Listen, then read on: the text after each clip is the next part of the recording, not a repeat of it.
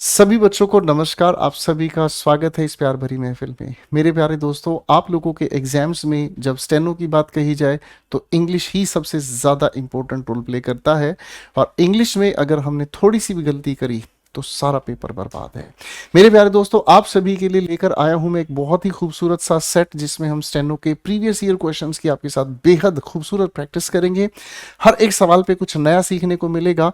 Questions को कैसे पढ़ना है, कैसे उनको बनाना है, ये सब मैं आप लोगों को सिखाऊंगा, समझाऊंगा। तो चलिए इस मोहब्बत को शुरू करते हैं। तो बच्चों, अब शुरू करते हैं। आप सभी के सामने क्वेश्चंस आपकी स्क्रीन पर एक साथ दो क्वेश्चंस मैं लगा रहा हूं और एक एक करके क्वेश्चंस को पहले आप पढ़ें, स्क्रीन को रोक के फिर आंसर बनाएंगे। तो पहला सवाल हमारे सामने आता है, you can have accused me of being lazy. Being lazy का मतलब आलसी होने का आरोप मुझ पर लगाया जा सकता है। But I will not finish the project right now. लेकिन मैं अभी इस प्रोजेक्ट को फिनिश नहीं करूंगा। इस नाउ ने हमें समझा दिया कि ये जो बात है वो प्रेजेंट की है। जब बात प्रेजेंट की है तो हम लोग एक बात अच्छे से जानते हैं कि मॉडल एक्सिलरी के साथ हम हैव लगाकर थर्ड फॉर्म लगाने की कोशिश करते हैं जब हमारे सामने कोई भी पास्ट का अनफुलफिल्ड एक्शन हमें दिया जाता है। ठीक है ना, पास्ट का कोई भी अनफुलफिल्ड एक्शन हमें दिया जाता है तो आप कहेंगे सर कैन के साथ पास्ट अनफुलफिल्ड एक्शन नहीं बताया जा रहा है, यहाँ पर प्रेजेंट की बात कही जा रही है, इसलिए कैन के साथ एक्यूज लगाना हमें सही करना होगा। सवाल नंबर 2 कहता है, Jaya takes classes for 2 months to pass the national eligibility test. National eligibility test को ही नेट कहा जाता है। अब आप इस बात हमेशा याद रखिएगा, अगर सिंस या फोर के साथ हमें टाइम एलिमेंट दिया जाए तो टाइम एलिमेंट इसे लेकर जाता है किसमें सर, परफेक्ट कॉन्टिन्यूअस टेंस में। अब परफेक्ट कॉन्टिन्यूअस टेंस के लिए हमें क्या करना होगा, आप कहेंगे जया टेक्स नहीं, आप कहेंगे हैज बीन टेकिंग। आप कहेंगे मेरे बच्चों क्या चीज, हैज बीन टेकिंग। ठीक है, तो हमारे पास करेक्ट आंसर कहां पर हो गया भाई, डी पार्ट को हम यहां पर आपके लिए करेक्ट करेंगे। चलिए दोस्तों, अगले प्रश्न की ओर बढ़ते हैं। क्वेश्चन नंबर 3 हमारे सामने आता है, कहता है नथिंग हिंडर्स। बाबू, हिंडर्स का मतलब होता है स्टॉप्स, रोकना, बाधा उत्पन्न करना। Nothing hinders the cat from reaching its master whenever it listening to his voice. कोई भी नहीं रोक पाता है कैट को कि वो अपने मास्टर के यानी कि मालिक के पास पहुंचे। और क्यों, क्योंकि भाई साहब जब भी वो उसकी आवाज सुनती है वो दौड़ी दौड़ी भागी चली आती है। सर नथिंग इस लिखे हुए स्टॉप्स का सब्जेक्ट है, ये इस स्टॉप्स का ऑब्जेक्ट है। ठीक है ना, फ्रॉम प्रेपोजिशन है, प्रेपोजिशन के बाद बिल्कुल सही आईएनजी फॉर्म ऑफ वर्ब हमने लगा दी है। इट्स यूज हुआ है कैट के लिए, ये भी ठीक है। व्हेनेवर का मतलब जब भी कोई समय की बात यहां कही गई है। इट फिर से कैट के लिए यूज हुआ है। लिसनिंग, अब आप कहेंगे इट अगर सब्जेक्ट का काम कर रहा है तो सर लिसनिंग अपने आप में कोई भी टेंस को बताने वाली वर्ब नहीं है। तो मेन वर्ब के अकॉर्डिंग हम लोगों को लिसनिंग नहीं, हमें उसके रूटीन को बताना है जब भी वह अपने मालिक की आवाज सुनती है। और रूटीन को बताने के लिए हमें जरूरत होती है प्रेजेंट इंडेफिनिट की। तो दोस्तों प्रेजेंट इंडेफिनिट की वजह से हम लोगों को यहां सिंगुलर फॉर्म लिखनी होगी, लिसन्स टू हिज वॉइस। तो करेक्ट आंसर यही है। चलिए बच्चों, अगले सवाल की ओर आपको लेके चलता हूं। Question number 4 and question number, चलिए पहले क्वेश्चन नंबर 4 को हम लेकर चल लेते हैं दोस्तों, देखते हैं क्या कहता है question number 4। As twilight, twilight का मतलब होता है गोधूली शाम। ठीक है, जब हमारे सामने सनसेट लगभग हो ही जाता है और शाम हो जाती है, उसी को ट्वाइलाइट कहा जाता है। Settled upon the bustling city, यानी कि जो बिजी सिटी हमारे सामने है, जब वहां पर धीरे धीरे शाम ढलती है। ठीक है ना, इट्स स्ट्रीट्स कम। अब ध्यान से समझने की कोशिश करेंगे दोस्तों, यहाँ इट्स यूज हुआ है सिटी के लिए। Streets come alive with symphony of flickering lights. Sir alive का मतलब इसकी जो गलियां हैं वो जीवित हो उठती हैं। इसकी जो गलियां हैं वो जीवित हो उठती हैं। कैसे जीवित हो उठती हैं कि यहां पर सिम्फनी, सिम्फनी का मतलब एक बहुत ही अच्छा बैलेंस हो जाता है, बहुत अच्छी रोशनी या जगमग करती हैं, फ्लिकरिंग जगती हैं, बुझती हैं लाइट्स। अरे हाँ है ना। अब ध्यान से समझने की कोशिश करना, यहां पर हमारे सामने action second form of verb हमें बता रहा है। अब साहब यहां सेकंड फॉर्म ऑफ वर्ब के बाद ये फर्स्ट फॉर्म ऑफ वर्ब क्या कर रही है, आप कहेंगे सर सर पैरेललिज्म का एक प्यारा उदाहरण है कि जैसे ही ऐसा होता है वैसे ही वो सब कुछ हो जाता है, यानी कि जैसे ही शाम ढलती है चारों ओर धीरे धीरे जगमग हो जाती हैं रोशनियां। ठीक है जी, तो भैया यहाँ पर हमें कम की जगह क्या लिखना ज्यादा उचित लगा भैया? केम। पैरेललिज्म का एक बेहतरीन सवाल हमारे सामने मेरे दोस्तों। चलिए आगे क्वेश्चन नंबर 5 पर आपको लेकर चलता हूं। क्वेश्चन नंबर 5 हमें क्या कहता है, देखते हैं ध्यान से। Stella usually manages the waste materials. Stella हमारा सब्जेक्ट है, यूजुअली उसकी आदत को बता रहा है। आदत को बताने के लिए प्रेजेंट इंडेफिनिट बिल्कुल सही अपनी जगह काम कर रहा है। ठीक है जी, कोई दिक्कत नहीं है। द वेस्ट मटेरियल्स मैनेज करती है कि इसको वेस्ट मटेरियल और डिस्पोज्ड देम। अब आप कहेंगे सर यही हमारे सामने सब्जेक्ट है, उस इंसान के रूटीन को बताने के लिए डिस्पोज्ड नहीं, हम लोगों को प्रेजेंट इंडेफिनिट के अनुसार लिखना होगा डिस्पोजेस। डिस्पोजेस का मतलब थ्रो अवे, तो साहब डिस्पोज्ड जहां लिखा है उसको हटाकर हम ठीक कर देंगे डिस्पोजेस। प्यारा सवाल, खूबसूरत सवाल। ठीक है, अब आप लोग कमेंट सेक्शन में मुझे मेटिकुलसली का जरूर मीनिंग बताएंगे। आइए बच्चों क्वेश्चन नंबर 6 को समझने का काम करते हैं। देखो बच्चों यहां हमारे सामने 4 सेंटेंसेस लिखे हैं। 4 सेंटेंसेस में हमें ये देखना ग्रामेटिकली कौन सा सेंटेंस सही है। ऐसे लिखे हुए क्वेश्चंस को हम हमेशा पैरेलल स्कैन मेथड से सोल्व करते हैं। One of most serious, one of the most serious, one of the most serious, one of the most serious. आप जानते हैं दोस्तों ये एडजेक्टिव है, सुपरलेटिव बनाने के लिए यहां द की जरूरत थी, हटा दिया भैया। यहां हमारे सामने तीनों बातें बिल्कुल सही जा रही हैं। आगे हमने पढ़ा सर वन ऑफ के बाद लिखा हुआ जो भी नाउन है वो प्लूरल चाहिए, ये अपनी जगह सही है। आगे लिखा with youngsters, with youngsters, with youngsters. ठीक है, आगे हम देखेंगे तो इस वन की वजह से यहां पर तीनों में वर्ब सिंगुलर है। ठीक है जी, अब यहां एडिक्शन से पहले तो हमें क्या चाहिएगा, डिटरमिनर चाहिएगा। डिटरमिनर नहीं है इसलिए चलो भैया ये भी करवा गया अपनी छुट्टी। अब हमारे सामने लिखा है बाबू क्या है, an addiction. An addiction, addiction का मतलब होता है एक ऐसी आदत जो बहुत बुरी होती है और जिसके बगैर हम पूरा किए बगैर रह नहीं सकते हैं। आगे लिखा to social media, to social media issue. Sir issue से पहले एक डिटरमिनर की जरूरत थी, ये भी गया, तो करेक्ट आंसर हमारे सामने। अब डी कहां लिखा है, सी पार्ट में। समझ रहे हैं, यही गलती ज्यादातर पेपर में स्टूडेंट्स कर देते हैं। उन्होंने देख लिया डी, अब वो डी के चक्कर में इस डी को मार्क करके आएंगे जबकि ये तो गड़बड़ करके आया है। ठीक है जी, संभल के चलिएगा, बहुत प्यारे प्यारे सवाल आपके लिए लिए हैं भैया। चलो क्वेश्चन नंबर 7 पर हम आपके साथ मिलकर बात करते हैं। पहले क्वेश्चन नंबर 7 को पढ़ते हैं दोस्तों। कहता है The university has putting off the semester examination for the second time now due to technical issues। सवाल को ध्यान से हम देखने की कोशिश करते हैं, क्या कहता है ये सवाल। The university has putting off, हम लोगों को टेंस की बहुत अच्छी कहानी टेंस मैराथन में सर आपने बताई कि इस हैज के साथ आईएनजी फॉर्म ऑफ वर्ब किसी भी टेंस की पहचान नहीं है। एक तरीका तो यह है कि हैज बीन पुटिंग ऑफ हम कह देंगे। पुट ऑफ अपने आप में क्या मीनिंग कन्वे करता है, पोस्टपोन कर देना। Sir has been putting off हम यहां कर सकते हैं। जब हैज बीन पुटिंग ऑफ अगर हम यहां कहते हैं तो सिंस या फोर के साथ टाइम एलिमेंट हमें देना होगा, लेकिन टाइम एलिमेंट यहां है नहीं। इसी की वजह से हम इसे प्रेजेंट परफेक्ट की तरफ लेकर जाएंगे और हम क्या कहेंगे, हैज पुट ऑफ। ठीक है ना, अब हैज पुट ऑफ हमने यहां पर क्यों लिखने की कोशिश की, क्योंकि यहां पर हमारे सामने इन सेमेस्टर एग्जामिनेशन को दूसरी बार क्या किया गया है, अब की बार दूसरी बार पोस्टपोन किया गया है। और जब भी हम किसी भी लिखे हुए सेंटेंस में रिजल्ट बताने की कोशिश करते हैं, क्या बताते हैं, रिजल्ट, तो रिजल्ट के लिए हम प्रेजेंट के परफेक्ट टेंस के साथ, चाहे सिंस लिखा हो चाहे फोर लिखा हो, टाइम बताने वाली बातचीत के साथ, तो परफेक्ट से बाहर हम नहीं जाते हैं। ठीक है जी, तो दोस्तों यहां कहां गड़बड़ आप लोग ठीक करेंगे बच्चे, यहां पर बी पार्ट में। चलिए बच्चों, Now we are to talk about question number 8. Question number 8 हमें कहता है select the most appropriate option that can substitute the underlined segment in the given sentence. My brother is resembling my mother. देखिए बच्चों, कुछ ऐसी हमारे सामने verb होती हैं जिन्हें हम नॉन एक्शन वर्ब कहते हैं। क्या कहते हैं, नॉन एक्शन वर्ब हम कहते हैं। और नॉन एक्शन वर्ब्स को हम हमेशा इंडेफिनिट टेंस में ही बताते हैं, इनको कॉन्टिन्यूअस टेंस में नहीं बताते। टेंसेस की ज़्यादा डिटेल जानकारी के लिए आप लोगों के लिए एक टेंस मैराथन मेरे यूट्यूब चैनल पर आपको मिलती है। आप बस tense marathon by Gopal Verma sir लिखकर सर्च करेंगे, आपको वो मैराथन मिलेगी। 12 घंटे नॉन स्टॉप आपको आपको टेंस पढ़ाया भाई, उसको आप देखिएगा, टेंस को बहुत धीरे धीरे बारीक लेवल पे आपको समझाया गया है। ठीक है जी। तो बाबू जब इसे हम यूज करते हैं किस में सर, हम इसके लिखने की कोशिश करेंगे किस में, तो सर मेरे भाई की शक्ल हूबहू मिलती है मेरी मम्मा से, तो यहाँ पर रिजेंबल्स कह देना अपने आप में बिल्कुल सही होगा।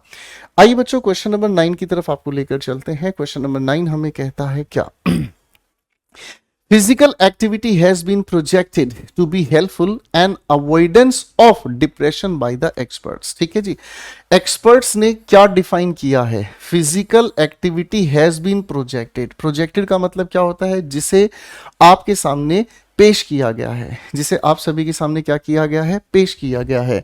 Has been projected to be helpful, बहुत मददगार हो सकता है, on avoidance of depression, depression को अवॉइड करने के लिए। अब आपको इस सवाल को ध्यान से समझना होगा। इस सवाल के लिए हम क्या खूबसूरती वाला सवाल सेट कर सकते हैं। प्रोजेक्टेड टू बी हेल्पफुल सभी ऑप्शंस में लिखा है, ऑप्शंस को रीड करना सीखना है दोस्तों, सभी में सेम है। यहां पर लिखा है अवॉइडेंस, सभी जगह लिखा हुआ है। अब दोस्तों हमारे सामने सवाल किस चीज का है, प्रेपोजिशन का। लेकिन पहली बात ये समझ में आती है कि इस अवॉइडेंस को स्पेसिफिक बनाने की जरूरत नहीं थी, ये गलत हो गया। अबाउट का मतलब होता है अप्रोक्सीमेशन या फिर हेयर एंड देयर, अप्रोक्सीमेशन की बात यहां नहीं कही गई है। यहां पर हमारे सामने हेल्पफुल के साथ ऑफ लगाते हैं, तो ऑफ हम तब लगाते हैं जब कोई पार्टिटिव यूज बताया जाता है। पार्टिटिव यूज यहां है नहीं, तो सर पर्पस क्या है, हटाना। ठीक है जी, किस चीज को, अवॉइडेंस ऑफ डिप्रेशन। ठीक है, तो हमारे सामने इसी वजह से correct answer C for China बनता है। आइए बच्चों अगले सवाल की तरफ चलते हैं। हमारे सामने सवाल लिखा है क्या, एक फ्रेजल वर्ब का ये सवाल है। आपको इस लिखे हुए सवाल के अंदर फ्रेजल वर्ब को सब्स्टिट्यूट करना है ताकि ये लिखा हुआ सेंटेंस अपने आप में मीनिंगफुल बन जाए। मेरे बच्चों पढ़ते हैं सवाल को। अ फ्यू बॉयज, कुछ लड़के थे, केप्ट अप, केप्ट अप का मतलब होता है टू मेंटेन या फिर जिसे हम कहते हैं टू कंटिन्यू। ठीक है, मेंटेन या कंटिन्यू कर देना किसी भी चीज को। ठीक है भाई, आगे क्या लिखा हुआ है, बिकॉज ऑफ, बिकॉज ऑफ का मतलब के कारण। डिसओबीडियंस, ओबीडियंस का मतलब आज्ञा को मानना, डिसओबीडियंस का मतलब आज्ञा को ना मानना। अब आज्ञा की अवहेलना अगर कोई भी स्टूडेंट्स कर रहे हैं तो टीचर, इंस्टीट्यूट, कॉलेज या डिपार्टमेंट उनके लिए सख्त हो जाएगा। कंटिन्यू तो यहां पर तो नॉनसेंस हो गया है ना, सब्स्टिट्यूट करेंगे भाई। अब हम कहते हैं भाई सबसे पहले क्या लिखा है, कैप्ट इन। कैप्ट इन का मतलब क्या होता है, जब आप किसी को भी क्या कर रहे हैं, जब आप किसी को भी सीमित कर दे रहे हैं, कन्फाइन कर रहे हैं, हिरासत में ले रहे हैं। तो सीमित करना, हिरासत में लेना, ठीक है ना, तो ये तो नॉनसेंस हो गई बातचीत हमारे सामने। ठीक है ना, कन्फाइन टू अन एरिया, किसी पर्टिकुलर एरिया में ही बंदी बना लेना। सर पूरी तरह से मीनिंग नॉनसेंस है। अगर यहाँ कैदी होता, मतलब कोई गुस्ताख इंसान होता तो चल जाता। कैप्ट बैक का मतलब क्या होता है, कैप्ट बैक का मतलब होता है जब किसी को आप क्या कर लेते हैं, होल्ड कर लेते हैं, डिटेन कर लेते हैं पनिशमेंट के लिए। इसका मतलब होता है टू होल्ड या डिटेन कर लेना। ठीक है ना, और ये किस लिए किया जाता है, पनिशमेंट के लिए। ये आंसर हो सकता है। सर कैप्ट ऑन का मतलब क्या होता है, जब आप किसी भी चीज को जारी रखते हैं, किसी भी चीज को प्रोसीड करते हैं, कंटिन्यू करते हैं। ठीक है जी, ये तो नहीं होगा। कीप ऑफ का मतलब होता है अपने से दूर रखना। ठीक है ना, कीप ऑफ का मतलब क्या होता है, अपने से दूर रखना। इसका मतलब अगर हम कहने की कोशिश करें तो इसे हम कह सकते हैं जब हम अवॉइड करने की कोशिश करते हैं, या फिर हम क्या करते हैं, वी एब्सटेन फ्रॉम समथिंग। तो आप कहेंगे सर अवॉइड करने की बात भी नहीं। तो अब इस सवाल को ना और थोड़ा अच्छे से समझते हैं। कभी कभी कुछ स्टूडेंट्स हमारे स्कूल में हुआ करते थे जो क्लास में बदतमीजी करते थे, मिसकंडक्ट करते थे, गंदा व्यवहार करते थे। अब उस सिचुएशन को सुधारने का क्या तरीका होता था, उस सिचुएशन को सुधारने के लिए क्या करते थे, उस सिचुएशन को सुधारने के लिए उन बच्चों को क्लासेस खत्म होने के बाद, स्कूल पूरा होने के बाद स्कूल में रख लिया जाता था। बेटा अब तुम आज यहीं रुकोगे सारा दिन। तो उन बच्चों को डर होता था, फिर वो पढ़ना शुरू करते थे, मेहनत करना शुरू करते थे। ठीक है बच्चों, तो बहुत प्यारा सवाल था ये। ठीक है, अब यहां आ फ्यू बॉयज की जगह अगर यहां क्या होता, कोई भी मतलब एक्यूज्ड होता, कोई गलत व्यवहार करने वाला इंसान होता, तब हम शायद इसको डी के साथ मार्क करते हैं। ठीक है बच्चों, आइए क्वेश्चन नंबर 11 पर काम करते हैं। क्वेश्चन नंबर 11 कहता है क्या, select the most appropriate option that can substitute the underline segment in the given sentence. ठीक है, if there is no need to substitute, आपको नो सब्सटीट्यूशन मार्क करना है। Shweta seldom waters the plants. Question tag का ये सवाल है दोस्तों। सेल्डम का मतलब होता है ऑलमोस्ट नेवर, लगभग न के बराबर। ठीक है ना जी। श्वेता न के बराबर पानी देती है भाई किनको, प्लांट्स को। देखो यहाँ वाटर्स जो है ना, ये अपने आप में एक वर्ब है, और ये कौन से टेंस की बात कर रहा है, प्रेजेंट इंडेफिनिट। अब मेरे दोस्तों प्रेजेंट इंडेफिनिट के लिए नेगेटिव हमारे सामने सेंटेंस है, तो क्वेश्चन टैग के लिए हम लोगों को क्या लिखना होगा, पॉजिटिव, और डज के साथ हम क्या लिखेंगे, शी। तो कौन सा करेक्ट आंसर हमारे सामने हो गया है भाई, that is B for Bombay. Correct है। आइए बच्चों चलते हैं अगले सवाल की ओर, अगले प्रश्न की ओर बढ़ते हैं कहानी को लेकर। Question next we have, select करना है आप लोगों को सब्स्टिट्यूशन क्या इसमें किया जा सकता है। ठीक है, एक्स्ट्रा ऑर्डिनरी स्टूडेंट्स, जो अद्भुत होते हैं अपने आप में विद्यार्थी, are controlled thinkers and creators who learn best, वो बहुत अच्छा सीखते हैं तब, when there training is dynamic, जब उनकी ट्रेनिंग जो होती है वो डायनामिक होती है। डायनामिक का मतलब होता है जो एक्टिव होते हैं और परिवर्तन के लिए काम कर रहे होते हैं। डायनामिक का मतलब जो एक्टिव होते हैं, परिवर्तन के लिए काम करते हैं। अप्रोचेबल, जो अप्रोच किए जा सकते हैं, है ना, उनकी जो ट्रेनिंग है वो कैसी, चेंजेस लेकर आ सके, एक्टिव बना सके, उनकी ट्रेनिंग को आप अप्रोच कर सकते हैं। एंड प्रोजेक्ट बेस्ड, यानी कि जो उनको काम दिया जाए उसी के आधार पर वो हो। तो ये controlled thinkers and creators. Sir controlled thinkers होने से आप किसी भी इंसान को डायनामिक नहीं बना सकते। कंट्रोल्ड थिंकर्स का मतलब होता है कि जितना कहा जाए बस उतना ही सोचना है, think out of the box, कुछ नया नहीं सोचना है। तो यानी कि ये बात तो अपनी जगह जचेगी नहीं।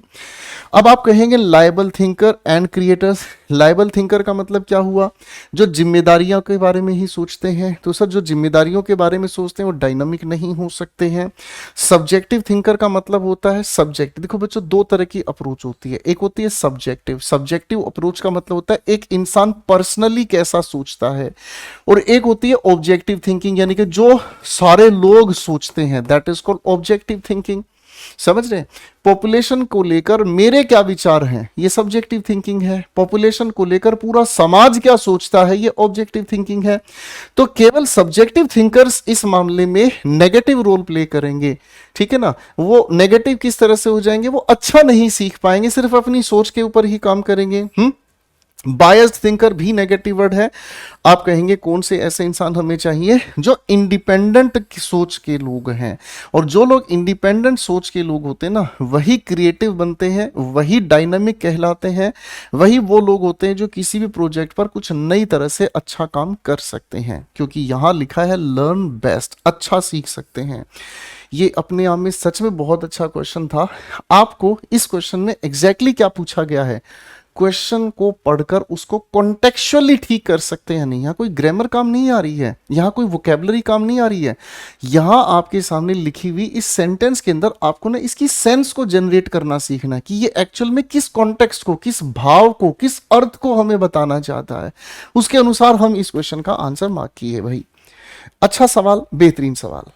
आइए बच्चों क्वेश्चन नंबर 13 को देखते हैं। यह है आपके लिए सेंटेंस इंप्रूवमेंट का सवाल, यानी कि कोई सब्स्टिट्यूशन इनमें से हो सकता है। तो after working for the entire week, पूरे सप्ताह भर काम करने के बाद, ठीक है जी, वी यूजुअली गो आउट। अब यह यूजुअली लिखा है तो ये उस इंसान का रिपीटेड एक्शन है, रूटीन है, हैबिट है, तो इसीलिए प्रेजेंट इंडेफिनिट में अपनी जगह सही है। We usually go out to eat on Sundays. अब इस सवाल को ध्यान से समझने की कोशिश करना। यहां लिखा है ऑन संडेज। पहली बात तो ये समझने की कोशिश कीजिएगा, अगर मैं सिर्फ संडे की बात कर रहा हूं तो भैया संडे अपने आप में प्रॉपर नाउन है, यानी कि रविवार का दिन। अगर मैं इसको प्लूरलाइज कर देता हूं तो ये बन जाता है कॉमन नाउन। अब इस कॉमन नाउन की सेंस हमें क्या समझ में आती है, एवरी संडे। ठीक है भाई, संडेज का मतलब हमें क्या समझ में आता है, एवरी संडे। ठीक है भाई। अब बात ये हो गई भैया, ये पूरा का पूरा जो फ्रेज है अपने आप में एडवर्ब है। अब इसको एडवर्ब बनाने के लिए ऑन तो आप लगाओगे ही लगाओगे। तो इस संडेज में कोई परेशानी नहीं है, और इससे पहले लिखे इस ऑन में भी कोई परेशानी नहीं है। तो एट गया, ऑन संडे गया, एट गया, तो ये अपनी जगह पहले से ही ठीक है।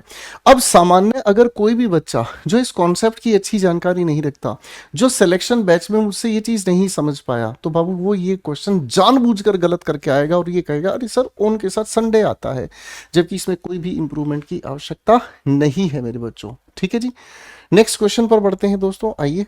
क्वेश्चन नंबर 14 हमें कहता है the corner of the street wear my family lived is surround by investigators. ध्यान से समझिएगा, हमारी जो गली का नुक्कड़ है, कॉर्नर है, ठीक है जी, जहां मेरी फैमिली रहती है, इज सराउंडेड। अब ध्यान से समझने की कोशिश करेंगे तो ये अपने आप में पैसिव वॉइस की एक वर्ब है। क्यों? क्योंकि इस लिखे हुए बाई इन्वेस्टिगेटर, ये इसका अपने आप में एक डूअर है, और जब भी किसी लिखे हुए सेंटेंस का डूअर आखिर में हमें लिखा हुआ मिलता है तो वर्ब का फॉर्मेट पैसिव वॉइस का ही होता है। तो साहब इज के साथ सराउंड कह देना गलत हो जाएगा, ये तो गलत हो गया, इंप्रूवमेंट हमें करना ही होगा। अब मेरे प्यारे बच्चों यहां ध्यान से समझने की कोशिश करना, यहां पर हमारे सामने कही है लिव्ड। लिव्ड क्या है? अपने आप में second form of verb. Lived अपने आप में क्या है? Second form of verb. अब इस सेकंड फॉर्म ऑफ वर्ब की अगर हम बात करते हैं, जहां मेरी फैमिली रही, वो इस समय उसके चारों ओर इन्वेस्टिगेटर्स खड़े हैं। तो where my family lives, sir अब ध्यान से समझने की कोशिश करेंगे हम। यहां पर मैं इस लिव की बात करके इसको वॉज में नहीं लेकर जा सकता, कॉन्ट्राडिक्ट करेंगे। अरे हाँ है ना। इसी तरीके से इस लिव्ड के साथ यहां इज कॉन्ट्राडिक्ट कर रहा है। तो ये दोनों चीजें अपनी जगह, जहां मेरा परिवार अब भी रहता है वहां पर इन्वेस्टिगेटर्स इस समय सराउंड किए हुए हैं। तो दोनों ही चीज प्रेजेंट में होनी चाहिए, इसी वजह से पार्ट ए इसकी इंप्रूवमेंट सटीक हो जाती है। आइए बच्चों क्वेश्चन नंबर 15 को समझने का काम करते हैं। The fluffy cat. अब ध्यान से समझने का काम करेंगे इस कैट को। कैट के बारे में क्या बताया? फ्लफी। फ्लफी का मतलब जिसको बहुत सारा बॉडी पे फर है, ठीक है ना। फ्लफी का मतलब होता है बहुत सारे जिसकी बॉडी पर बाल हैं। यूज्ड टू, किया करती थी। मेक अ फीबल क्राई, बिल्कुल मंदी मंदी आवाज में वो चीखने का काम। अच्छा मेरे बच्चों, इस लिखे हुए सवाल में यहां तक अंडरलाइंड है, ये पूरा का पूरा जो सेक्शन है यहां तक का इंप्रूवमेंट आपको बताना है। क्राई आगे लिखा है by the others only which food was supplied by Lipika. अब पहली बात तो यहां पर समझने की हमें कोशिश करनी है, ये जो विच है ये कौन सा कॉन्टेक्स्ट हमें बता रही है, पहले इसको ध्यान से समझना। देखिए बच्चों, अगर कोई भी बच्चा रोता है केवल तभी उसकी मां उसे खाना देती है, ये एक बिल्कुल पुराना नियम है। यानी कि मां का खाना देना एक समय की जानकारी देता है। किसकी? समय की जानकारी। इसका मतलब यहां विच तो जस्टिफाइड नहीं है, इस विच को हटाकर हमें वो शब्द चाहिए जो टाइम की जानकारी दे। टाइम की जानकारी क्या वेयर से मिल जाएगी? आप कहोगे नहीं। व्हाट से मिल जाएगी? नहीं। व्हाइल के साथ हम हमेशा पैरेलली जो कॉन्टिन्यूअस एक्शन है उनको बताते हैं, जबकि तो कॉन्टिन्यूअस एक्शन का पैसिव नहीं है, तो ये भी गया। व्हेन अपनी जगह फिट हो गया भाई। अब मेरे बच्चों वहां बाई हमें हटाकर लिखना होगा, बाई द अदर्स नहीं, यहां हमें ओवर द अदर्स लिखना होगा। इस ओवर का यहां क्या सेंस कन्वे होता है? इस ओवर का मतलब हमें समझ में आता है एक कंपैरेटिव एक्सप्रेशन, ठीक है ना। मेरी बात समझ रहे हैं? यहां पर कैट की क्राई लेस सिग्निफिकेंट है कंपेयर टू अदर्स, दूसरों की बजाय। तो ज्यादा सटीक आंसर क्या बनता है बेटा? ए। ये सच में एक अच्छा सवाल था। इस क्वेश्चन को डिकोड प्रेपोजिशन से करने की बजाय अगर आप रिवर्स में कंसीडर करोगे तो आप लॉजिकली क्वेश्चन को तोड़ पाओगे। ये एक बहुत प्यारा खूबसूरत सवाल आपके लिए था भाई। अब आइए मेरे बच्चों, नरेशंस का एक खूबसूरत सवाल आपके इंतजार में है। क्वेश्चन 16 पर दिमाग लगाएंगे बेटा। चलिए भाई, क्वेश्चन कहता है I said to my father, ठीक है जी। आगे लिखा है डोंट वरी, ठीक है जी। I will complete all the work by tomorrow. सबसे पहले रिपोर्टिंग वर्ब हमने पास्ट में देखी, तो इस टुमारो को हम द नेक्स्ट डे में चेंज करेंगे, ठीक है जी। अब इसने टुमारो यहां एज इट इज छोड़ दिया, द नेक्स्ट डे की जगह इसने भाई यहां पर फॉलोइंग डे कर दिया। हमें कोई एतराज नहीं है साहब, ठीक है ना। सब के सब ऑप्शंस के अंदर यहां आई एश्योर्ड लिखा है, आई एश्योर्ड लिखा है, आई एश्योर्ड लिखा है। कंजंक्शन के नाम पर दैट लिखा है। आगे हमारे सामने क्या कहा? कायदे से इस सेंटेंस में इस इंपैरेटिव सेंटेंस को हमें पहले चेंज करना था, पर इसने उठाकर रिपोर्टिंग वर्ब इसके लिए चेंज कर दी। आई चेंज होगा आई के लिए ही, यानी कि सभी जगह आई है। सर विल को रिपोर्टिंग वर्ब पास्ट की वजह से वुड में लेकर जाएंगे, तो ये वुड अपनी जगह सही है। आगे हम देखेंगे वुड के साथ बेस फॉर्म ऑफ वर्ब सही है, यहां हैव थर्ड फॉर्म लगा देना गलत हो गया। तो बाबू करेक्ट आंसर हमारे सामने एक ही बनता है, that is A for Apple. Correct हो गया भाई। चलिए बच्चों आइए दोस्तों क्वेश्चन नंबर 17 की थोड़ी सी खोजबीन करते हैं, क्या कहता है। दोस्तों डायरेक्ट स्पीच में आपको इसको कन्वर्ट करना है। डायरेक्ट स्पीच में ले जाने के लिए हमें क्या करना होगा, यहां रिपोर्टिंग वर्ब लिखी है आस्क्ड, यहां कंजंक्शन लिखा है वेदर। वेदर कंजंक्शन होने का मतलब हमें हेल्पिंग वर्ब से सेंटेंस को शुरू करना होगा। अब ध्यान से देखते हैं बेटा, Vicky said to said to said to said to, सब जगह ओके है साहब। इधर देखो ध्यान से, सर लिसनर कौन है, देम, यहां पर देम है, यहां देम है, हिम और हिम गलत हो गया। स्पीकर और लिसनर हमेशा कंसिस्टेंट रहते हैं, ये प्यारी बात आपको हमेशा याद रहेगी। ठीक है बच्चे, हाँ कि ना। आगे दोस्तों हम लोगों ने ध्यान से देखने का काम किया, यहां लिखा है they wanted to join the party he had organised. पहली बात तो ये समझने की कोशिश करेंगे, ही हैड ऑर्गेनाइज्ड कहां से आएगा भाई, ही हैड ऑर्गेनाइज्ड आएगा या तो प्रेजेंट परफेक्ट से, पास्ट इंडेफिनिट से, या फिर प्रेजेंट इंडेफिनिट प्रेजेंट परफेक्ट से, या पास्ट इंडेफिनिट से। अब मेरे बच्चों यहां हम देखने की कोशिश करेंगे, do you want to join, do you want to join, do you want to join, ये तो खैर हमने हटा ही दिया, ये भी हटा दिया, दोनों जगह पैरेलल चल रहा है। द पार्टी, आई यहां लिखा है ऑर्गेनाइज और यहां लिखा है आई हैव ऑर्गेनाइज। ये एक बहुत ही प्यारा सवाल है। अब इन दोनों में से किस चॉइस को हम मेंटेन करें, ये तो हमारे लिए उलझन हो गई। मेरे प्यारे दोस्तों ऐसी लिखी हुई चॉइस में आप लोगों को क्वेश्चन के कॉन्टेक्स्ट पर ध्यान देना है। कॉन्टेक्स्ट क्या है, ध्यान से समझिएगा। सामने वाले से हम सवाल पूछ रहे हैं, क्या आप पार्टी को ज्वाइन करना चाहते हो। कौन सी पार्टी को ज्वाइन करना चाहते हो, पार्टी अभी हुई थोड़ी है, पार्टी अभी थोड़ी हुई है भाई साहब। पार्टी अगर हो चुकी पास्ट में तो हम लेकर जाते इसको कहां पर, पास्ट इंडेफिनिट में। फिर आप एक बात बताओ, उसको ज्वाइन करने का न्योता कैसे दे सकते हैं, तो हम इसको लेकर जाएंगे रिसेंट पास्ट में, जो अभी अभी मैंने पार्टी ऑर्गेनाइज की है, क्या आप उसको ज्वाइन करना चाहते हैं। तो ज्यादा बेहतर आंसर हमारे सामने क्या बनता है, बी फॉर बॉम्बे। ये सच में एक बहुत ही प्यारा सवाल है दोस्तों। नरेशंस का इस तरह का अगर कोई सवाल आप लोगों के पास आए तो आपको ये परेशान डेफिनेटली करेगा बच्चे, ठीक है, आपको ये डेफिनेटली परेशान करेगा। क्वेश्चन नंबर 18 पर आ जाएंगे मेरे बच्चों। क्वेश्चन नंबर 18 हमारी मोहब्बत का इंतजार कर रहा है। आओ बच्चों, don't see into my phone. अब देखिए आपके पास कोई इंसान बैठा हुआ हो, अगर आपके पास कोई इंसान बैठा हो और बैठे बैठे वो आपसे बात करते आपके फोन में झांकने लग जाए, तो आप क्या कहोगे, ए फोन में ध्यान नहीं देने का बिडू, ठीक है ना।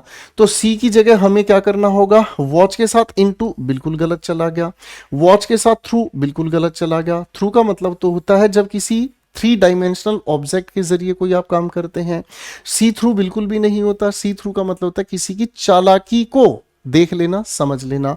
तो आप क्या कहेंगे, मेरे फोन की ओर ना देखें, ठीक है जी, don't look at my phone. Correct है भाई। चलिए दोस्तों अब आइए क्वेश्चन नंबर 19 की ओर। क्वेश्चन 19 हमारे सामने, इसको मेरे बच्चों आपको पैसिव वॉइस में कन्वर्ट करना है। They are constructing a new building in the city centre. सवाल की अगर हम बात कर रहे हैं, आर कंस्ट्रक्टिंग, जब भी वॉइसेस का क्वेश्चन हमें दिया जाता है तो हम हमेशा किसको देख रहे होते हैं बेटा, हेल्पिंग वर्ब या मेन वर्ब की तरफ फोकस होता है, ठीक है। तो इस पॉइंट से हम लोगों को is am are as it is चाहिए क्वेश्चन के आंसर में। यहां विल गलत आ गया है ना भाई, यहां पर कोई तो हेल्पिंग वर्ब हमने देखी इज ऑन गोइंग, अरे हटाओ ना भैया, गलत कर दिए है भैया। इधर लिखा कंस्ट्रक्टेड, पूरी तरह गलत हो गया है। एक ही बचता है हमारे सामने, कौन सा साहब, अब ध्यान से देखिएगा, is am are as it is चाहिए। आईएनजी के लिए हम बीइंग लगा दे रहे हैं, कंस्ट्रक्ट की थर्ड फॉर्म यहां हो गई है, हटाओ, सारी बातें सेट हो गई बॉस, है कि नहीं भाई। आओ बेटा क्वेश्चन नंबर 20 की तरफ लेकर चलता हूं। धीरे धीरे क्वेश्चन को पढ़ने का तरीका सीखो, ठीक है ना। स्टेनो के पेपर में इंग्लिश की बहुत बड़ी वैल्यू है। मैं तो ये कहता हूं अगर किसी बच्चे ने स्टेनो की अच्छे से तैयारी कर ली ना, तो वो भाई साहब सीजीएल और सीपीओ मेंस का पेपर भी बहुत आराम से कर सकता है, क्योंकि क्वेश्चन बहुत खूबसूरत चुनिंदा आपको मिलते हैं। I had praying to God for your golden future. आपके सुनहरे भविष्य के लिए मैं क्या कर रहा हूं भाई साहब, मैं भगवान से प्रे कर चुका था, कर रहा था, ये तो नॉनसेंस हो गई बात अपने आप में, है ना। अब दोस्तों आप इसको ठीक करेंगे, यानी कि यहाँ टेंस अपनी जगह गलत यूज हुआ है ना भाई। मैं एक बार आपको फिर से याद दिला दूं बच्चों, टेंसेस को लेकर एक टेंस मैराथन मेरे चैनल पर आपको मिलती है, आप उसे बिल्कुल शुरू से आखिर तक देखिएगा। और जो भी बच्चा सिंसियर है पढ़ने का, तो आप उसकी स्पीड बढ़ाकर उसको देखिएगा, क्योंकि बच्चों 12 घंटे की क्लास थी ना, तो 12 घंटे की क्लास में हंसी मजाक भी करना पड़ा, बच्चों के साथ थोड़ी मौज मस्ती भी करनी पड़ी, लेकिन उसमें क्वालिटी कंटेंट आपको मिलेगा। ठीक है बच्चों, वो जरूर आपको पढ़ना है, ताकि आप ऐसे क्वेश्चंस को देखते ही उड़ा सको। ठीक है, तो बेटा हम यहां पर क्या करेंगे, हेड प्रेइंग को हम लोग हटाकर कई टेंसेस में चेंज कर सकते हैं। एक हम लोगों ने कह दिया आई हैड बीन प्रेइंग, हाँ के ना, ठीक है भाई, क्योंकि यहां पर सिंस फोर के साथ टाइम का कोई एलिमेंट हमें नहीं दिया है, ठीक है ना। तो आप यहां पर चाहे आई एम प्रेइंग कर दीजिए, हमें इससे कोई दिक्कत ही नहीं है, जो आप चाहें वो यहां पर कर सकते हैं। कुल मिलाकर यहां एक छोटी सी गड़बड़ हमारे सामने है। ठीक है जी, क्वेश्चन 21 इंतजार करता है हमारे सामने पैसिव बनाने का। चलिए बच्चों बनाइए फटाफट से पैसिव। आइए बच्चों क्वेश्चन नंबर 21 को ध्यान से देखते हैं, आपको इसका पैसिव बनाना है। The two old queens are signing the treaty today, यहां लिखा आर साइनिंग, प्रेजेंट कॉन्टिन्यूस हमारे सामने है। इज एम आर हम लोगों को एज इट इज यहां पर मिल गया, कोई भी दिक्कत नहीं है। इस आईएनजी को जब पैसिव बनाकर आएंगे हम, तो बीइंग हमें चाहिए भाई, यहां नहीं है, यहां नहीं है, यहां नहीं है, तो एक ही जगह हमारे सामने आंसर बचता है। तो करेक्ट आंसर 21 हो गया, कोई भी दिक्कत नहीं बेटा। ठीक है, आइए दोस्तों क्वेश्चन नंबर 22 पर आ जाओ। धीरे धीरे हर एक सवाल का डर निकालना है मेरे बच्चों हमें, ठीक है ना। चीताज रन फास्टर देन लॉयंस, देखिए खूबसूरत सवाल है, खूबसूरत सवाल है। जब भी मैं आप लोगों को डिग्रीज ऑफ कंपैरिजन क्लास में बताता हूं, तो इतना बेसिक क्वेश्चन हमेशा बताता हूं। एक THEN होता है बेटा, एक THAN होता है, ये अपने आप में क्या है, एक कंजंक्शन है जो हमेशा कंपैरेटिव डिग्री को सपोर्ट करता है। इस THEN की बात करते हैं, ये टाइम बताने वाला शब्द है और इसका अर्थ होता है या तो या फिर तब, ठीक है ना। ये किसी भी समय के एक सीक्वेंस को भी बता देता है। ये कभी कभी टाइम के सीक्वेंसेस को देन से हम बताते हैं, जैसे I will talk to you then, मैं जब वहां पहुंचूंगा I will call you then. ठीक है, तो साहब यहां पर आपने कंपैरेटिव डिग्री के साथ इसका यूज करने का तो गलती कर ही दिया है भाई। THEN गया, THEN गया। अब आओ भैया चीता की महफिल में। अब दोस्त चीता की महफिल में अगर आप आएंगे तो आप कहेंगे रन लिखा है इधर, फास्टर लिख दिया है ना भाई। इधर लिखा है हैव के साथ रन, अरे भाई साहब हमें एक छोटी सी बात पता है, हैज हैव के साथ थर्ड फॉर्म लगाएंगे तो बातें जाती हैं भाई प्रेजेंट परफेक्ट में। तो हमारे पास कौन सा करेक्ट आंसर बचता है, the correct answer goes with C for China. The correct answer goes with C for China, correct है भाई, हाँ कि नहीं। चलिए दोस्तों अगले सवाल पर आते हैं मेरे बच्चों, क्वेश्चन नंबर 23। अब थोड़ा वोकैबुलरी से जुड़े हुए सवालों पर हम आपके साथ मेहनत करेंगे दोस्तों। To keep a good table, आपको इस ईडियम का मीनिंग बताना है, ठीक है जी। To keep a good table, अब आपको इसका मीनिंग आपको बताना है। देखो इसका मीनिंग क्या हो सकता है। देखो टू कीप का मतलब किसी चीज को रखना, ठीक है। टेबल कैसी है, टेबल जिसके ऊपर आप बातचीत कर सकते हैं, जिस पर आप अपने विचार विमर्श कर सकते हैं, बिजनेस कर सकते हैं, अपने प्रपोजल्स रख सकते हैं, उसको क्या रख दिया आपने, गुड रख दिया। क्या रख दिया आपने, उसे गुड रख दिया। अब इसका मतलब क्या हुआ, टू कीप गुड कंपनी, अच्छी संगत रखना। सर यहाँ संगत का कोई लेना देना नहीं है ना जी। Have a luxury home, sir luxurious home कहने की भी सेंस नहीं है। To keep one's home organise, किसी के घर को व्यवस्थित रखना नहीं। अब यहां to keep a good table, अगर आपके घर पर एक टेबल है, डाइनिंग टेबल की मैं बात कर रहा हूं। अच्छा, कोई भी बच्चा या ना सोचे कि सर अभी तो हम स्टूडेंट, हमारे घर में कहाँ है कि डाइनिंग टेबल, हम तो सर गरीब आदमी। नहीं, ऐसा किसी भी बच्चे को नहीं सोचना है। एक चीज आज अपने जीवन में बना के चलना, इस पूरी दुनिया में जितनी भी लग्जरीज हैं, जितनी भी चीजें हैं, वो सब आपके लिए हैं। अगर बनाने वाले ने मर्सिडीज भी बनाई है ना, तो वो भी आपके लिए है। अगर किसी भी इंसान ने आज ये सोच लेना यार हमारी किस्मत में ऐसा कहाँ, हम थोड़ी ऐसा, अरे नहीं यार, सपने बड़े होंगे तो हमारे एफर्ट्स भी बड़े होंगे। अगर हमारे सपने ही इतने छोटे हमने सोच लिए, तो सर हमारे सपने छोटे का मतलब हमारे एफर्ट्स भी छोटे हो जाएंगे। और इन दोनों के बीच कहीं बैठती है जाकर हमारी लेवल ऑफ सेटिस्फेक्शन, हमारी संतुष्टि। संतुष्ट होने के लिए एक इंसान 2 रोटी कमा के उसी में खुश है, और संतुष्ट ना होने में सर अरबों रुपया पैसा कमाए बैठे हैं भाई बड़े बड़े बिजनेसमैन, समझ रहे, लेकिन संतुष्ट इनकी तब भी नहीं है। तो आपको ड्रीम बिग, क्या रखना है, बड़े सपने जरूर देखने की कोशिश करना है और उनके लिए एफर्ट्स भी लगाने हैं। अब आपके घर पर एक डाइनिंग टेबल है, आपने इस पे क्या किया, गुड टेबल, यानी कि इसके ऊपर बहुत सारी चीजें आपने सजा कर रख दी हैं। तो कॉन्टेक्स्ट क्या समझ में आया, बिजनेस का तो कहीं कोई मीनिंग नहीं आया, तो क्या कहेंगे, टू ऑफर सम्पचुअस फूड। सम्पचुअस का मतलब क्या होता है भाई, सम्पचुअस का मतलब होता है इनफ, अच्छे खाने के साथ किसी इंसान का स्वागत करना। एंटोनिम आपको बताना है एमिग्रेशन शब्द का। एमिग्रेशन का मतलब हमें समझ में आता है जब हम क्या करते हैं, किसी एक देश से किसी दूसरे देश में जाने का काम करते हैं। ध्यान से समझिएगा, एमिग्रेशन, इस ई का मतलब हमें क्या समझ में आता है, एक्सपोर्ट। ठीक है जी। और इमिग्रेशन में जब इम जुड़ता है तो इस इम का मतलब हमें समझ में आता है इंपोर्ट। ये आपका अपना देश है, देश से बाहर ई एक्स एक्सपोर्ट हो गया, यानी कि क्या हो गया, एमिग्रेशन। बाहर देश से इधर आप आए हैं तो इंपोर्ट हो गए, यानी कि इमिग्रेशन। तो बाबू एमिग्रेशन बाहर जाना, वापस लौट कर आना इज एमिग्रेशन। एंटोनिम की बात आपको कही है। ठीक है। असाइलम हम कहते हैं शरण लेने वाला स्थान। ठीक है ना जी, एक ऐसा आश्रय, प्रोटेक्शन का घर जहां पर लोग रहते हैं अपनी सेफ्टी के लिए। रिफ्यूज हम कहते हैं जब किसी भी देश में कोई भी प्रॉब्लम आती है तो उस देश में वहां की सेना, वहां की सरकार लोगों को संरक्षण देती है रहने के लिए, कि भैया अब तुम यहां रहो, यहां तुम्हारी सेफ्टी है। ठीक है ना, that is called refuge. Refuge से ही बना है रिफ्यूजी, सुना होगा आप लोगों ने। चलिए भाई, रिफ्यूजी फिल्म के हीरो हीरोइनी के नाम बताएंगे भैया। गेस्ट आप जानते ही हैं, जिसे हम अतिथि कहते हैं। गेस्ट का एंटोनिम होता है दोस्तों होस्ट। जो मेजबानी करता है वो होस्ट है, और जो मेहमान होता है उसे हम गेस्ट कहते हैं। आइए दोस्तों, अगले सवाल की ओर लेके चलते हैं आपके लिए। अगला सवाल हमारे सामने है प्राइमवल। प्राइमवल का मतलब, प्राइम शब्द से ये बना है। प्राइम का मतलब हमें क्या चाहिए भाई, प्राइम का मतलब होता है जो अपने आप में खास होता है। ठीक है, खास। अब खास होने का मतलब क्या होता है, किसी भी इंसान की अगर जीवन में हम बात करें, बुजुर्ग से पहले जो उसकी स्टेज होती है, ठीक है ना, प्रौढ़ अवस्था, यानी कि एक ऐसी अवस्था जिसमें उस इंसान की बॉडी, उस इंसान की विचार, उस इंसान की एक्टिविटी, उस इंसान के काम करने की क्षमता, उसकी मेंटल फिजिकल एबिलिटी जब प्राइम लेवल पर, यानी कि सबसे अच्छे लेवल पर हो। ठीक है ना। अब प्राइमवल अलग शब्द हो गया। प्राइमवल का मतलब हो गया यानी कि जो पुरानी एज से संबंधित है, यानी कि प्राचीन हो गया। ठीक है जी, है ना। अब दोस्तों, प्राइमल का मतलब हमें क्या समझ में आता है, प्राइमल का मतलब हमें समझ में आता है मेन, इसी को हम हिंदी में कहते हैं मूलभूत। रिसेंट का मतलब होता है अभी, मॉडर्न जिसे कहते हैं। एंटोनिम पूछा है तो मिल ही गया है सर। आगे लिखा है हमारे सामने क्या चीज, ऑटो, सी एच लिखा है, ऑटोक्थोनिक। ऑटोक्थोनिक का मतलब होता है जो मूल निवासी होते हैं, है ना। इसी को हम इंडिजेनस भी कह देते हैं, इसी को हम इंडिजेनस भी कह देते हैं। इसे हिंदी में हम कहते हैं बाबू मूल निवासी।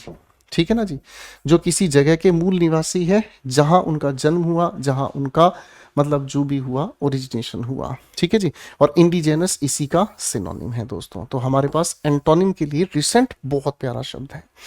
बहुत प्यारे सवाल आपके लिए लिए हैं मेरे भाइयों, जरूर इसको ध्यान से पढ़ना। वीडियो को एक बार दोबारा से जरूर फास्ट फॉरवर्ड में देखकर इन सारी चीजों को अच्छे से याद करना, आपके काम आएंगे भाई। ठीक है। As the effect of anaesthesia, anaesthesia बेहोशी की, ठीक है जी। एनेस्थीसिया के प्रभाव की अगर हम बात करते हैं, dissipated the patient regained consciousness. ठीक है ना, as the effect of anaesthesia dissipated. Dissipated का मतलब क्या होता है, गायब होना, डिसअपियर होना। मैं यहां पर इसका अर्थ लिख दूं तो डिसअपियर्ड समझ लीजिएगा। जैसे ही एनेस्थीसिया का यानी कि बेहोशी की दवा का प्रभाव खत्म हुआ, पेशेंट तुरंत पा गया क्या, कॉन्शियसनेस। कॉन्शियसनेस का मतलब सचेत हो गया।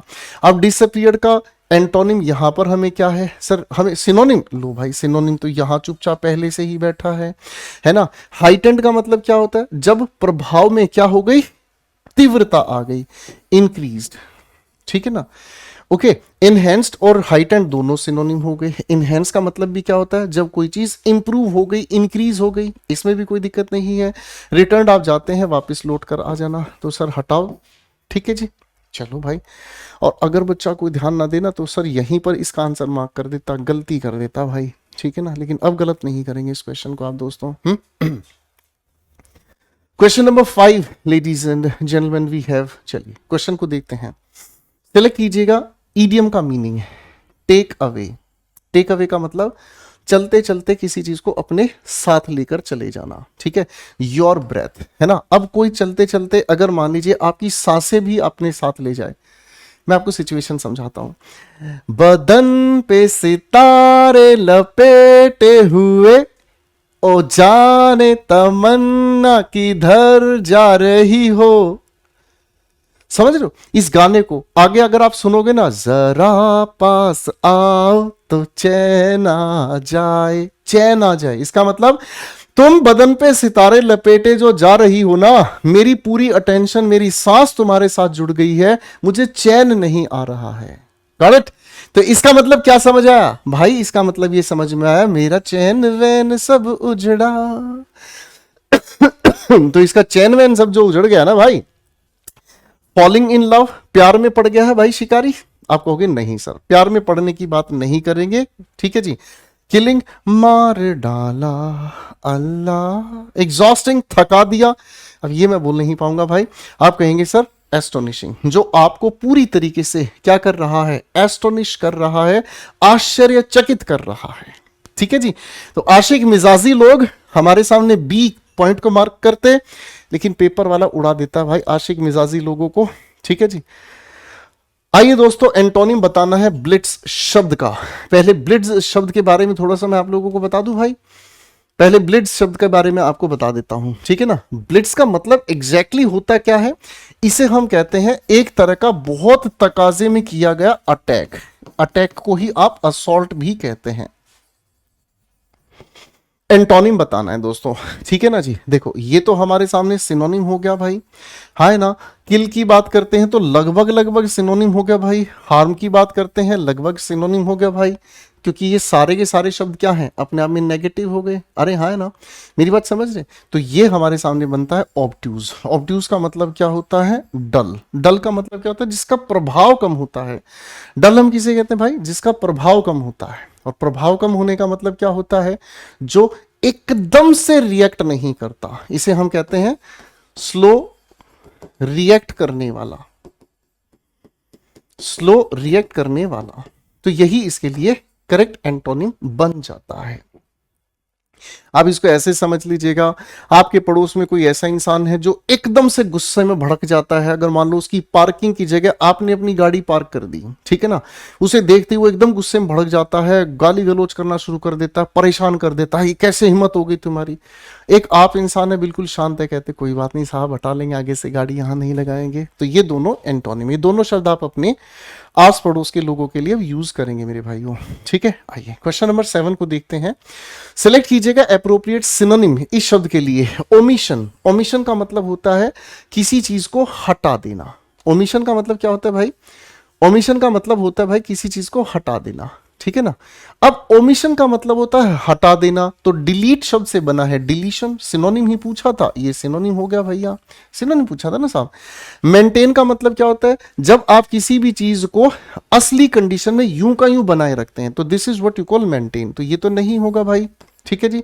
स्किपर, ये एक प्यारा शब्द है आपके लिए, ठीक है ना।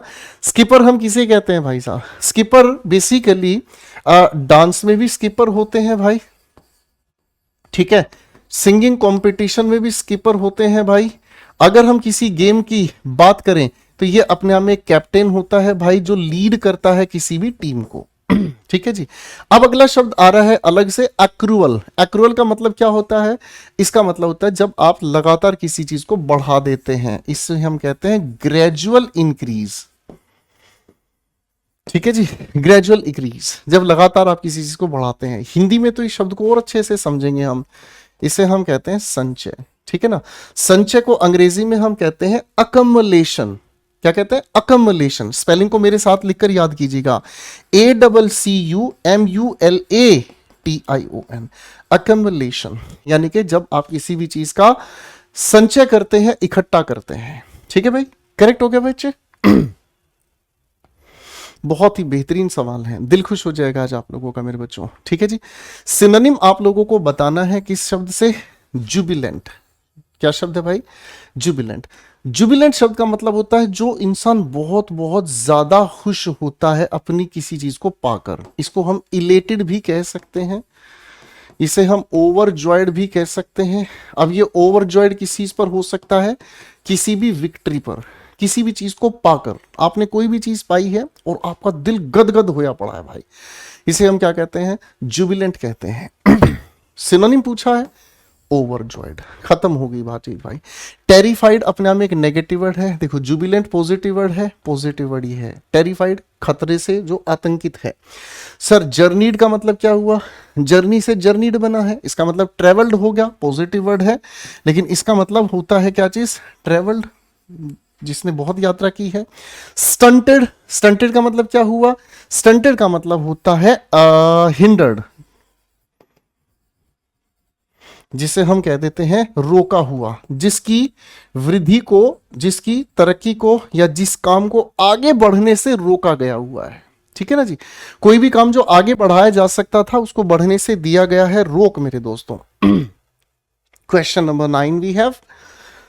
चलिए बच्चों, अब हमारे सामने लिखा है सेपरेट। सारे बच्चे सेपरेट की स्पेलिंग को ध्यान से पढ़ेंगे और कमेंट सेक्शन में सेपरेशन जरूर लिख लीजिएगा, ठीक है ना? सेपरेशन की स्पेलिंग में दोनों तरफ ए आता है। आपके पेपर ने जानबूझकर सेपरेशन की स्पेलिंग ये लिखकर आपको स्पेलिंग टेस्ट में देनी है, ठीक है ना? और क्योंकि पेपर वाले को पता है ना आजकल सबके ब्रेकअप हुए पड़े हैं, है ना भाई साहब? और ब्रेकअप जिनके हुए पड़े हैं वो सेपरेशन की स्पेलिंग ही गलत लिखते हैं ससुरे, ठीक है ना भैया? तो ई को तुम ससुरा समझ लीजिएगा, डबल ए आता है भैया। Separate the wheat from the chef, भूसे से गेहूं को अलग करना। इस इडियमेटिक एक्सप्रेशन को आप क्या कहते हैं भाई? आप इसको कहेंगे sir cooking food during the famine, यानी कि जब अकाल पड़ा हो तो आप खाना बना रहे हैं, नहीं। सेपरेट करना है valuable from the worthless. Sir chef अपने आप में क्या है? भूसा, वर्थलेस है। सर गेहूं क्या है? खाते हैं तो वो वैल्यूएबल है, तो यही बात जच गई भैया। फार्मिंग बैरन लैंड्स, बंजर भूमि पर खेती करने की बात करना कम पानी से, नहीं। हार्वेस्टिंग, फसल काटना, ठीक है जी। एंड कुकिंग देम, और उसको बनाना। सर ये तो कोई सेंस यहां नहीं बनती है भाई। आइए बच्चा पार्टी क्वेश्चन नंबर 10 से मुलाकात करते हैं। कहता है सवाल, यू शुडंट स्ट्रेस मच, आपको ज्यादा तनाव नहीं लेना चाहिए। दिस अनप्लीजेंट सिचुएशन, ये जो आपके सामने अनप्लीजेंट सिचुएशन है, कुड बी, क्या हो सकती है? Hiding something positive in it, कि इस नकारात्मक स्थिति में आपके लिए कोई ना कोई पॉजिटिव सिचुएशन भी हो सकती है। समझ रहे? अब इसके लिए क्या ईडियम आप यहां पर चिपका सकते हैं? सर ऑन क्लाउड 9, वो गाना सुना आप लोगों ने, आज मैं ऊपर आसमान नीचे, तो आप क्या कहें? इस गाने का मतलब समझ में आता है, आप बहुत ज्यादा खुश हैं, ओवरजॉयड हैं। सर ओवरजॉयड का तो कॉन्टेक्स्ट यहां नहीं है, लिखे हुए सेंटेंस के अकॉर्डिंग ये तो मीनिंग नहीं है।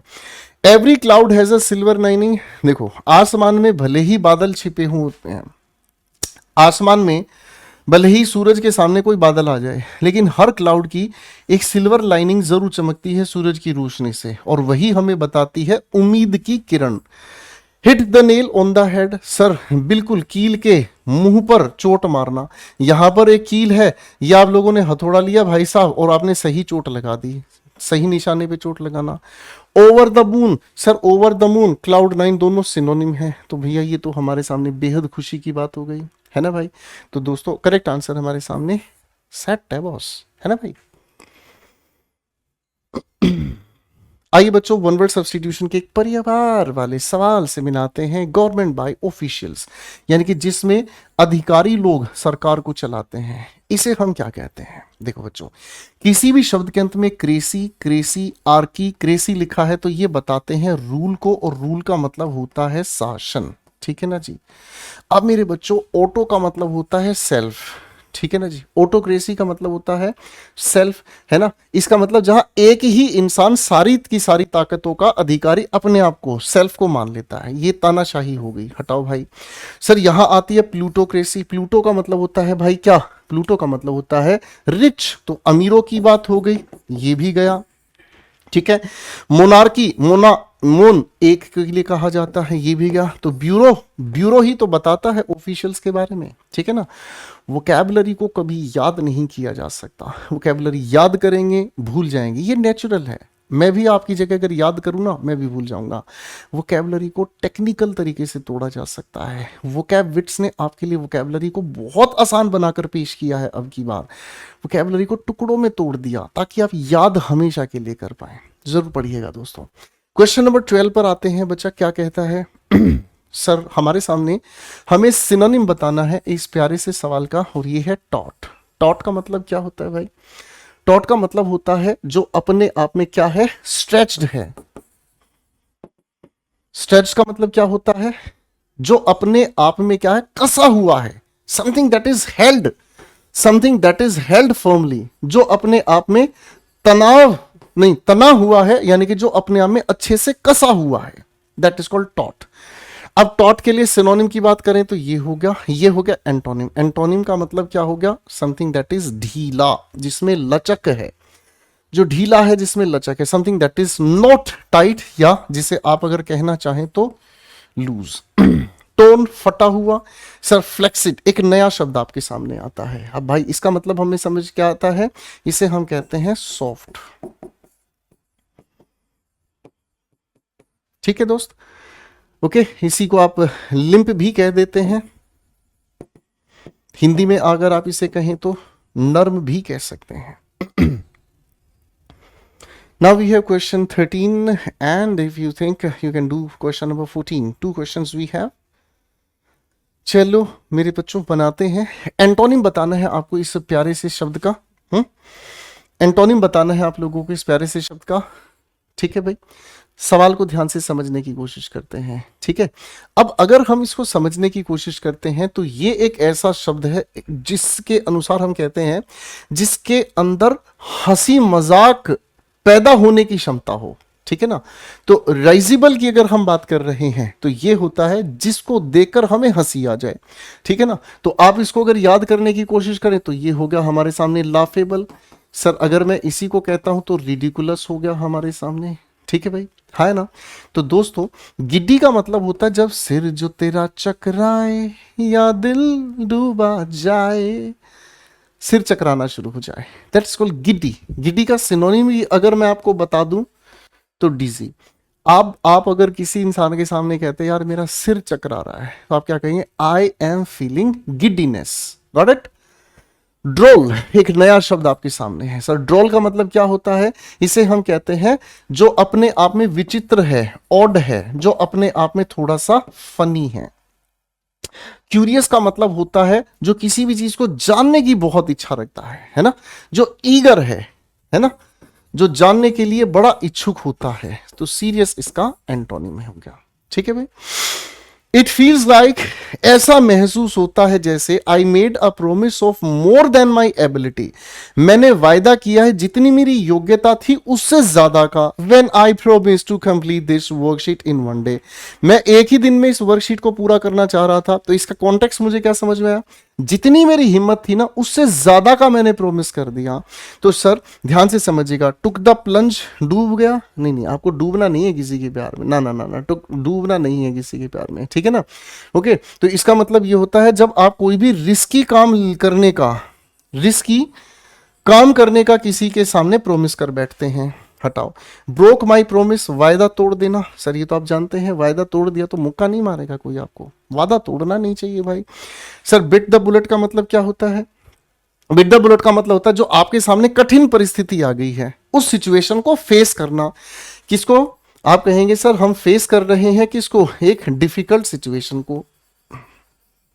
ठीक है, तो हमारे सामने करेक्ट आंसर क्या है? जितना हम चबा नहीं सकते उससे ज्यादा टुकड़ा हम तोड़ लें तो भैया हमारे लिए मुसीबत हो जाएगी। आप इसको ऐसे भी याद कर सकते हैं। आप किसी शादी में गए, आपने उठाई एक प्लेट के अंदर भाई साहब चावल का पूरा ढेर लगा दिया, इधर भाई साहब नान का एक पूरा गट्ठा जगा दिया, इधर भाई साहब पनीर रख दिया, दाल रख दी, इधर दही बड़े है ना, इधर अचार। ओ भाई साहब और क्या है, क्या खाओगे ऋषभ भाई?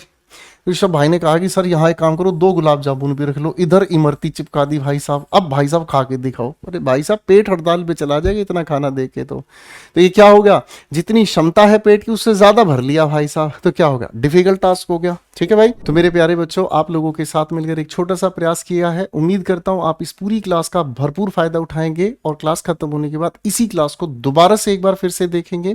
कुछ नया सीखने को मिले तो उसे हमेशा याद रखना है, आप गलती ना करें। हमारी सिर्फ यही एक कोशिश है कि आप हर एक आंसर अपना भरपूर तरीके से सटीक बनाएं। थैंक यू सो मच मेरे बच्चों, मिलते हैं अगली क्लास में।